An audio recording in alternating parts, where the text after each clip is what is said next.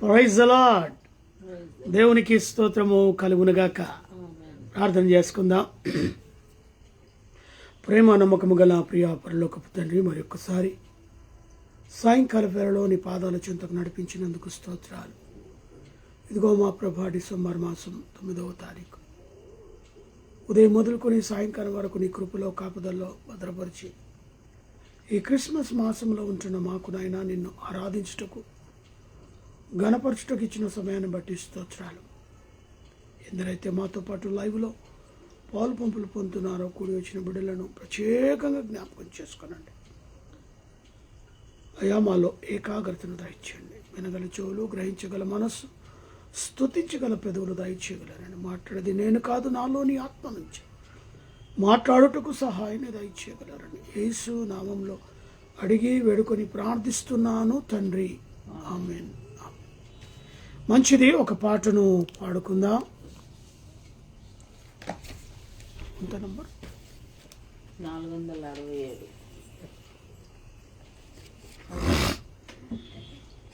Hello,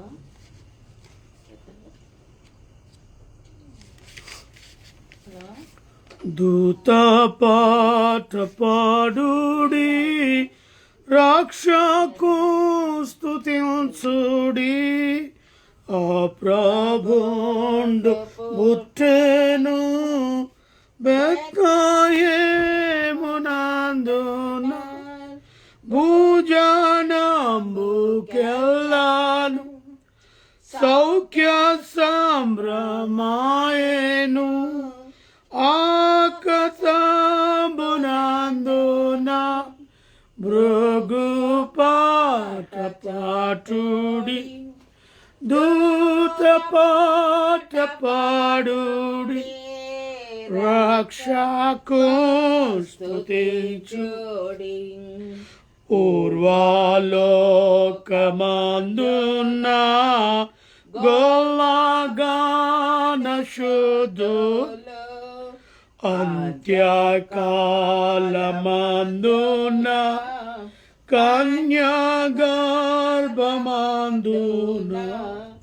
పుట్టినట్టి రక్షక, ఓ Emmanuel ప్రభు, ఓ నరావతారుడా, నిన్ను నేన సౌఖ్యమా. దూత పాట పాడు, రక్షకు స్తుతించుడి. రావే నేతి సూర్యుడా, రావే దేవపుత్రుడా, నీదురాక వల్లన లోక సౌఖ్యమాయేను. భూనివాసులందరూ మృత్యున్మితి గెల్తురు. నిన్ను వారికి ఆత్మశుద్ధి కల్గును. దూత పాట పాడుడి, రక్షకు స్తుతించుడి. హల్లెలూయా.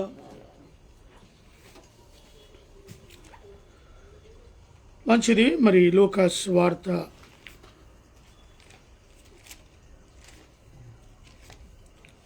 2వ అధ్యాయము, మొదటి అధ్యాయాన్ని మనము ధ్యానించుకున్నాము. మరి 2వ అధ్యాయము చదువుకుందాం.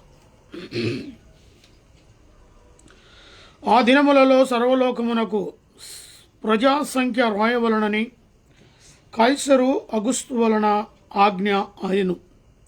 ఇది కురియనియా సిరియా దేశమునకు అధిపతి అయి ఉన్నప్పుడు జరిగిన మొదటి ప్రజా సంఖ్య. అందరూ ఆ సంఖ్యలో రాయబడుటకు తమ తమ పట్టణమునకు వెళ్ళిరి. యోసేపు దావీదు వంశములోను గోత్రములోను పుట్టినవాడు గనుక తనకు భార్యగా ప్రదానము చేయబడిన గర్భవతి అయి ఉండిన మరియతో కూడా ఆ సంఖ్యలో వ్రాయబడుటకు గలిలయలోని నజరేతు పట్టణములో నుండి యూదయలోని బెత్లెహేము అనబడిన దావీదు ఊరికి వెళ్ళిరి. ఇక్కడ గమనించాలి,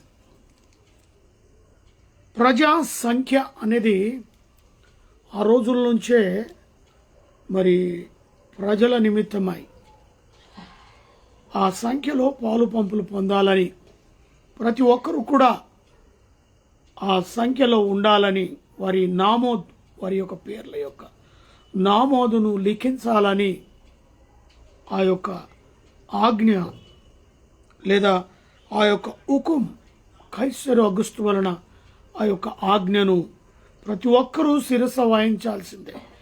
ఎక్కడ ఉన్నా కూడా వారి యొక్క మెయిన్ గ్రామానికి లేదా వారి యొక్క సొంత గ్రామానికి వెళ్ళి వారి యొక్క పేర్లను నమోదు చేసుకోవాలి.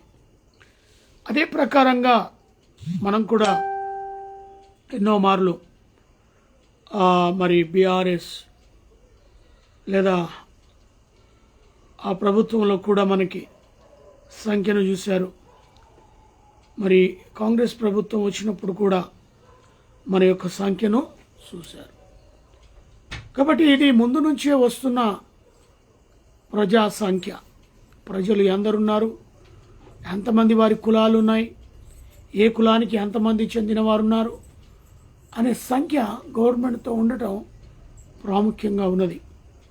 అదే రీతిగా మరి ఆ రోజుల్లో కైసరు అగుస్తు వలన ఆజ్ఞ, ఈ యొక్క ఆజ్ఞకు మరి కురియనియా సిరియా దేశములో అధిపతి అయి ఉన్నప్పుడు జరిగిన మొదటి ప్రజా సంఖ్యగా ఆ సంఖ్యను గుర్తించారు.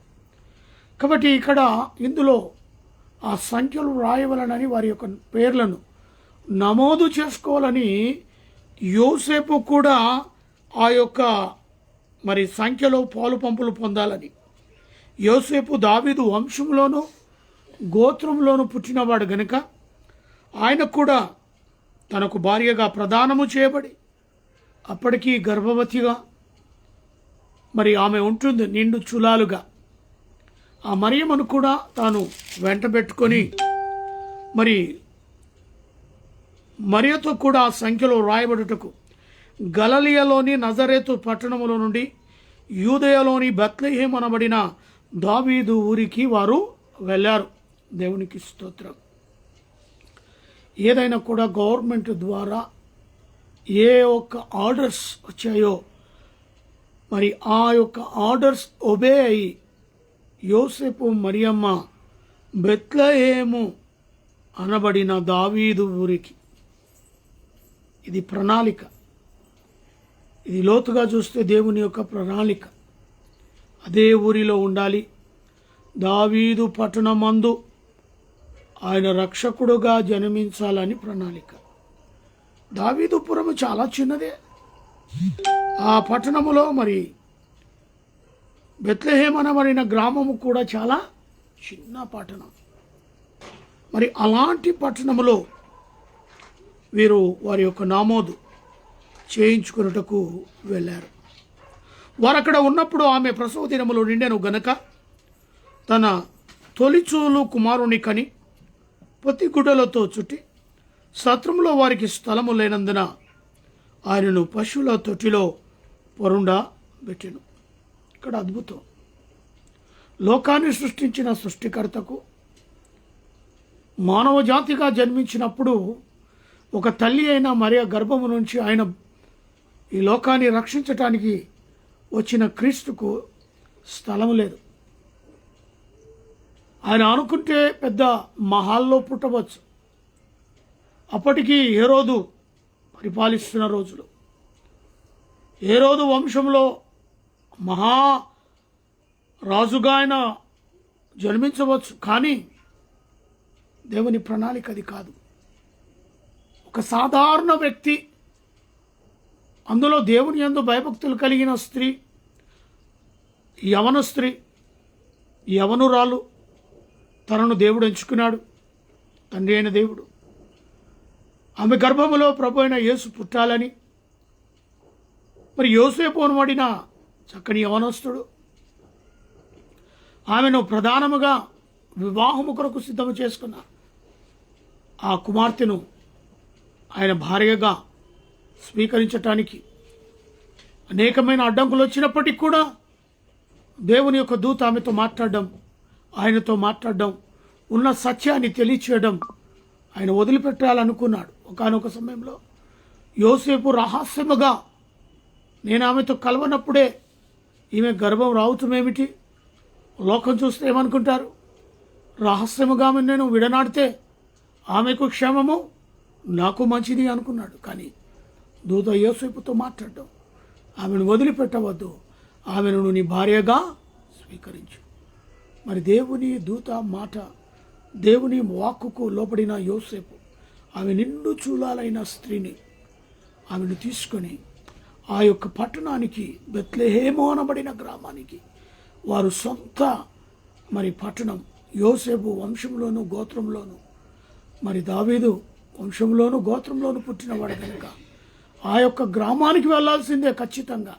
ఆయన నామోదు, వారి యొక్క నామోదు ఆ గ్రామంలో ఉన్నది కాబట్టి అక్కడికి వెళ్ళి వారు ఆ యొక్క ఆజ్ఞను ఉల్లపడాలి. నిండు చూలాలైన మరియమ్మ మరి ఆ రాత్రే ఆ ఊరికి, బెత్లెహేము అనబడిన దావీదు ఊరికి వెళ్ళినా కాగానే ఆమె నిండు చూలాలుగా ఆ యొక్క మరియమ్మ ఉన్నప్పుడు అప్పుడే ఆమె ప్రసవించడం జరిగింది.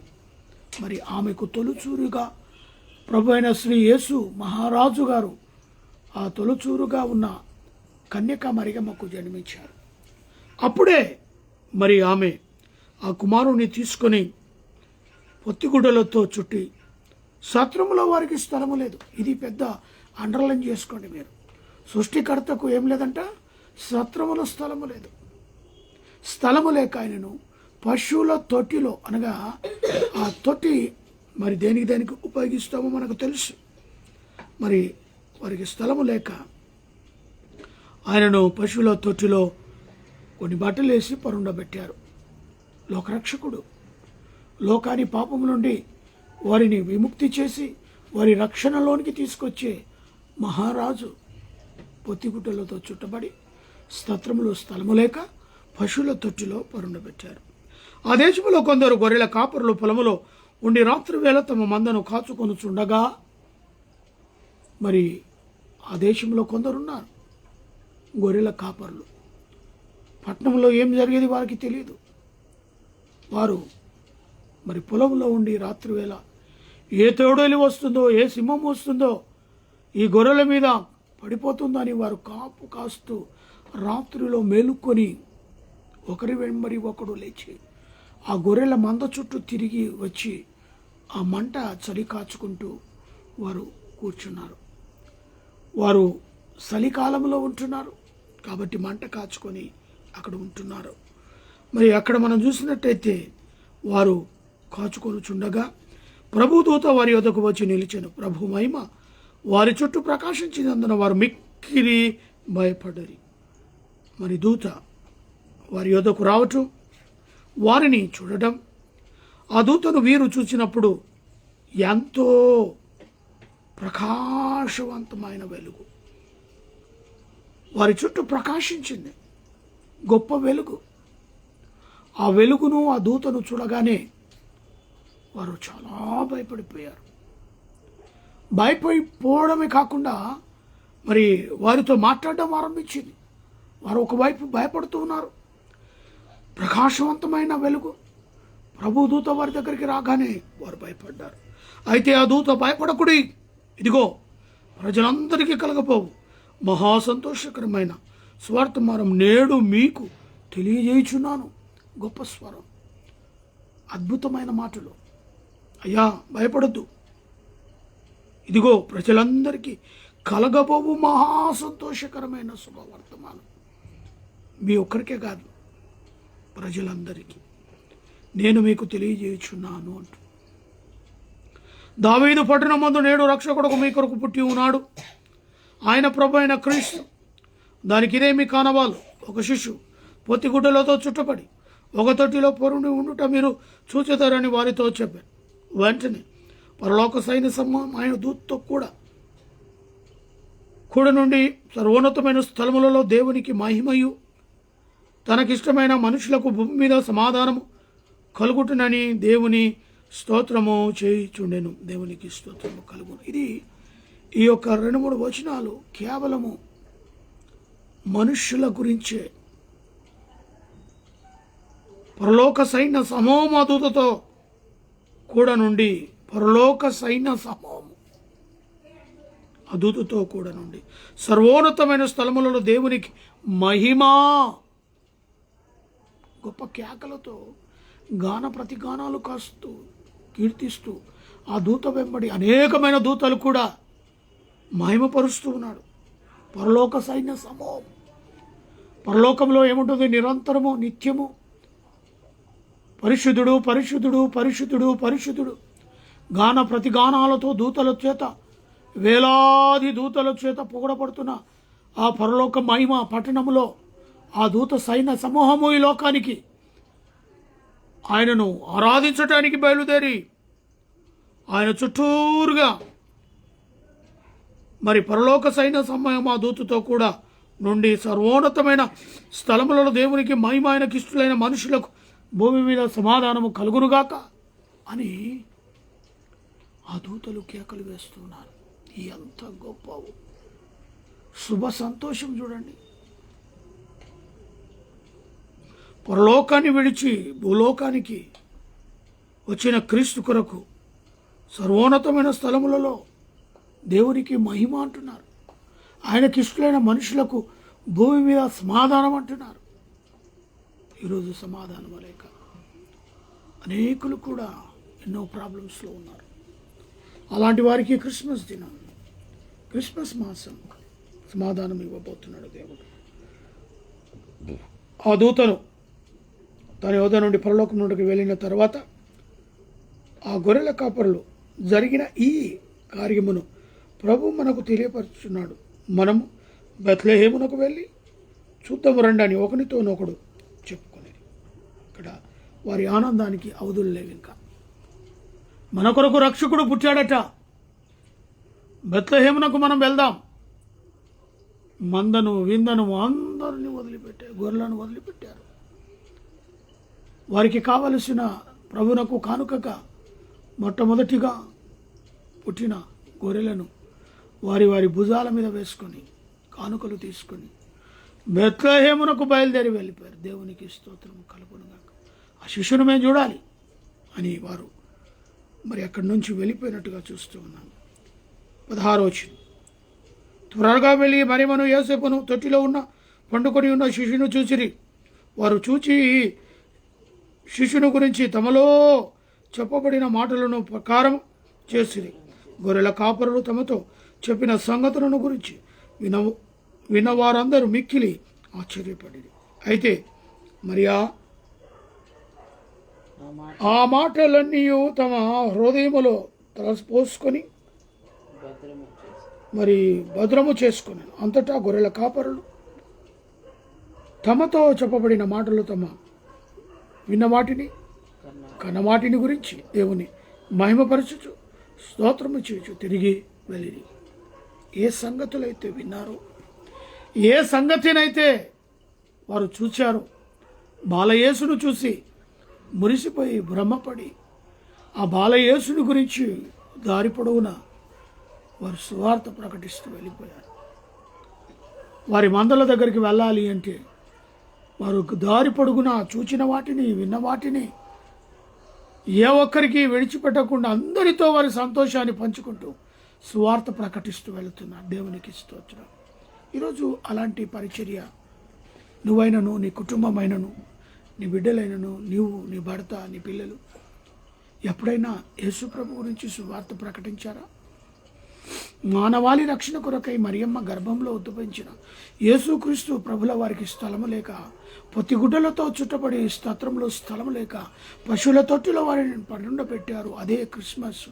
ఆ క్రిస్మస్లో ఈరోజు మనం ఉంటున్నాం. నిజమే, ఆ రోజు ఆ గొల్లలు దేవుని యొక్క దూత ద్వారా చెప్పబడిన పరలోక సైన్య సమూహము వారి మధ్యకు వచ్చినప్పుడు వారు ఎంతో సంతోషముతో వేగిరపడుతూ ఆ యొక్క బాలుడైన యేసును చూడాలని వారి యొక్క వంతుగా ఆ దూత సమూహం వెళ్ళిన తర్వాత వారు లేచి వారు అక్కడికి బెత్లెహేమునకు వెళ్ళి మరియమ్మను యోసేపును రొట్టెలో పడి ఉన్న ఆ బాలుడైన యేసును చూచి వారి కానుకలు సమర్పించి తిరిగి వెళుతూ వారు చూసిన వాటివి విన్న వాటిని అయ్యా వారు ఊరుకోకుండా స్వార్థ ప్రకటిస్తూ ఆ గొర్రెలు కాస్తున్న గొర్రె కాపర్లు ఎలా వెళ్ళారు? ఎప్పుడైనా యేసు క్రీస్తు ప్రభువును నువ్వు అనుసరించి నడుస్తున్న క్రీస్తు కుమారుడుగా ఉంటున్న నీవు, కుమార్తెగా ఉంటున్న నువ్వు ఎన్నడైనా ప్రభు గురించి స్వార్థ ప్రకటించే జ్ఞాపకాలు ఉన్నాయా? లేకుంటే గొప్ప అవకాశం. ఈ డిసెంబర్ మాసమంతా ప్రపంచ యావత్తు కూడా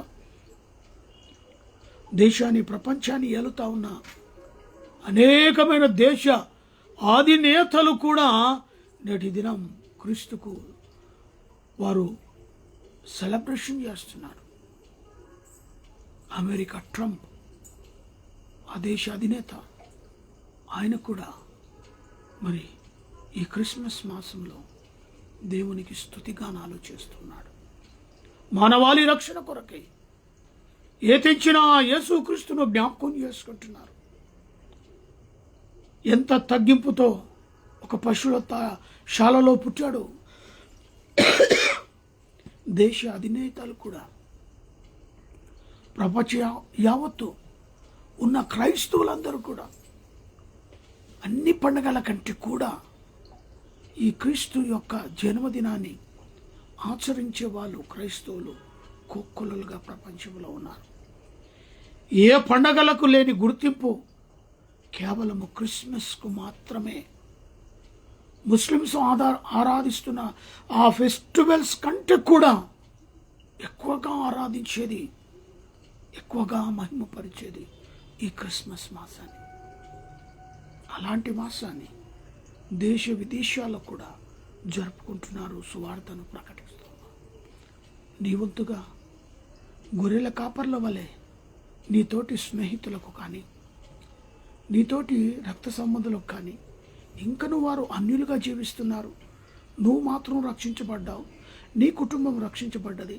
మరి వారికి సువార్త ప్రకటించే వారు లేరే, వారు వినటానికి లేరే.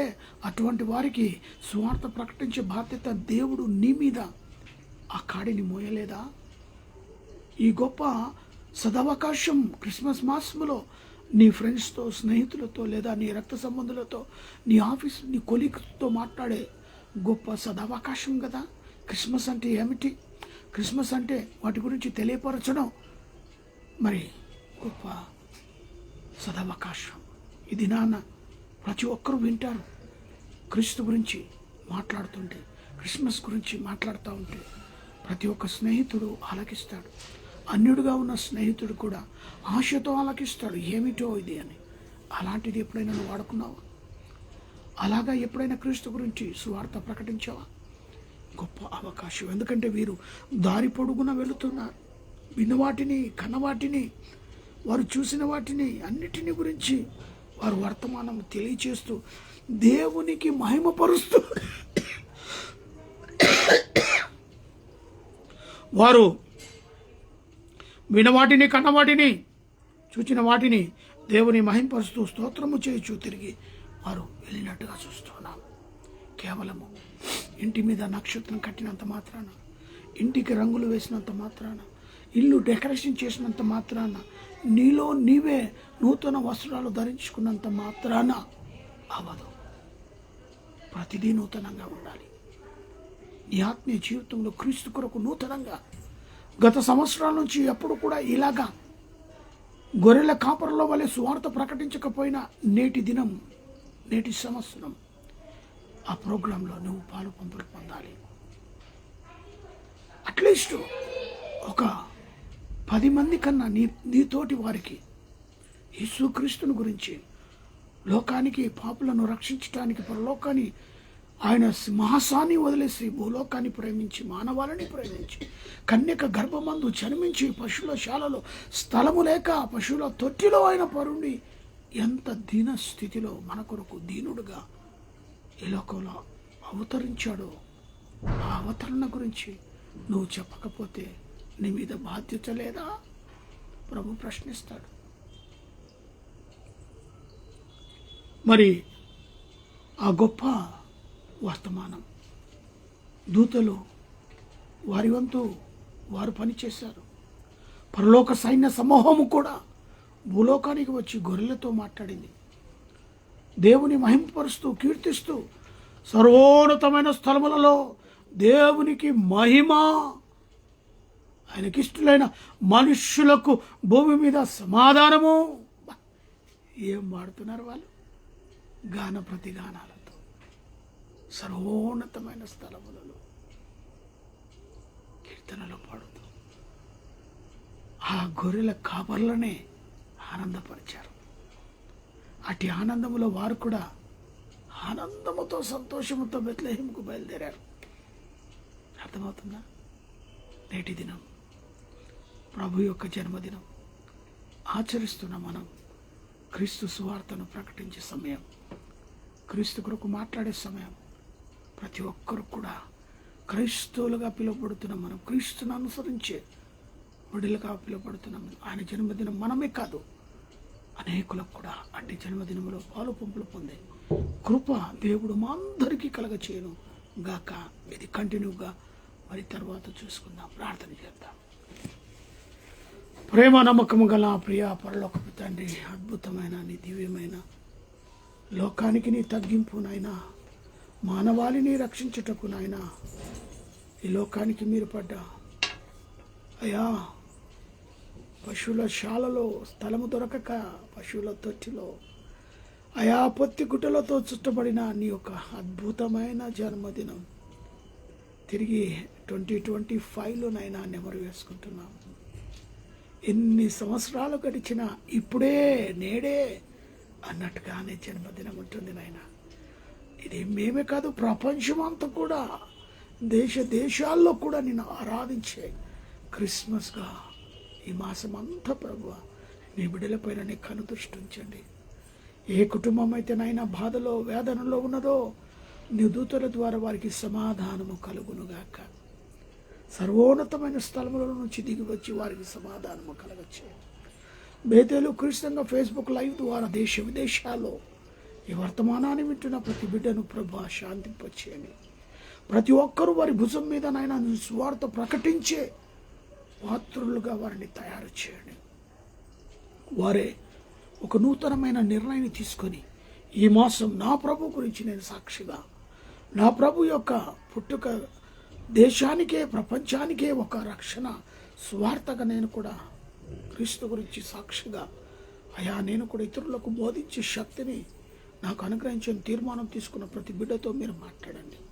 అదే రీతిగా మాకిచ్చిన గొప్ప సదావకాశాన్ని బట్టి స్తోత్రాలు. మరి దేశంలో ప్రపంచంలో జరుగుతున్న క్రిస్మస్ మాసం ఎంతో ఆర్భాటముతో సంతోషముతో సమాధానముతో దేశవ్యాప్తంగా ప్రపంచవ్యాప్తంగా జరగబోతున్నా ప్రతి క్రైస్తవ బిడ్డను మరి దీవించమని ప్రార్థిస్తున్నాం.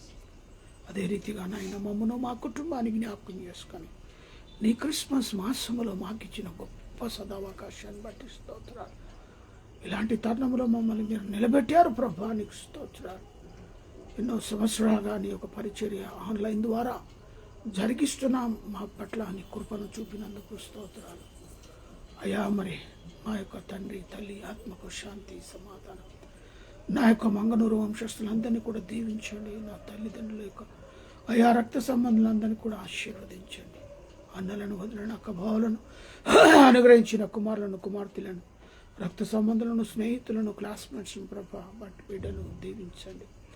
ప్రత్యేకంగా మడతలను వదిలి అనుగ్రహించిన బిడ్డలను, నాని యొక్క పేరెంట్స్ మనకు తల్లి తమ్ముని చెల్లిని భావన అనుగ్రహించిన బిడ్డలను దీవించండి. నాని డోబుని జ్ఞాపకం చేసుకొని మరొక గర్భఫలం బిడ్డలకు అనుగ్రహించండి ప్రార్థిస్తున్నాం. రాకపోకలో తోడుగా ఉండండి. నానికి అయినా చిన్నది సుసన సాత్విక జ్ఞానమందు వయస్సునందు నీ అందును మనుషుల దేవుని కుమార్తె ఎదిగి పెద్దదై రాబోయే రోజులని పరిచర్య చేసే బిడ్డను అభిషేకించండి.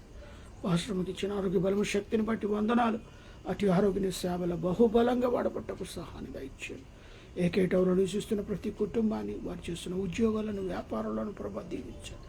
ఉషాగుడ నాతోటి వర్కర్ను ప్రతి ఒక్కరిని పేరు పేరున దీవించండి. అదే రీతిగా పాలించిన వారిని, కరుణైన వారిని జ్ఞాపకం చేసుకోండి. వివాహ దినములు, జన్మదినం చెప్తున్న బిడ్డ మెండారుగా దీవించండి. Heart problem, liver problem, kidney problem, మోకాల నొప్పుతో, అరికాల నొప్పులతో, బీపీ, షుగర్ లాంటి జబ్బులతో బాధపడుతున్న వారికి స్వస్థత, విడుదల యేసు నామమున కలుగునుగాక. ప్రభా ప్రత్యేకంగా మరి ముస్లిం మామ విషయంలో, పెద్ద మామ విషయంలో, మరి పెద్దనా వదనమ్మ విషయంలో ప్రభా మరి మంచి ఆరోగ్య బలము, శక్తిని వారికి అనుగ్రహించమని, అదేవిధంగా బలహీనంలో ఉన్న శామ్రతను స్వస్థపరిచి ఆరోగ్యము దయచేయమని ప్రార్థిస్తాం. నాలో ఉన్న బీపీ, షుగర్, సమస్తమైన వ్యాధి బాధల నుంచి నిలబెట్టావు ప్రభానికి స్తోత్రం. అటు ఉద్యోగంలోని, ఇటు ఆన్లైన్ సర్వీస్ ద్వారా మీరు మమ్మల్ని వాడుకుంటున్నారు. నిశ్చితమైతే ఎక్కడ సంఘము మా కొరకు ఏర్పాటు చేసావు బయలుపరచమని, ఈ రాత్రికాల ఆశీర్వాదాలు దీవెన మెండుగా అనుగ్రహించమని యేసు నామములో అడిగి వేడుకుంటున్నాను తండ్రి. మన తండ్రి అయిన దేవుని ప్రేమ, కుమారుడైన యేసుక్రీస్తు కృప, పరిశుద్ధాత్మక అన్యోన్య సహవాసమైన సన్నిధి కూడిన మనకును సకల ప్రజలకు ఇప్పుడును ఎల్లప్పుడును సదాకాలము తోడై నిడై ఉండును గాక. ఆమేన్, ఆమేన్, ఆమేన్. Praise the Lord. హల్లెలూయా.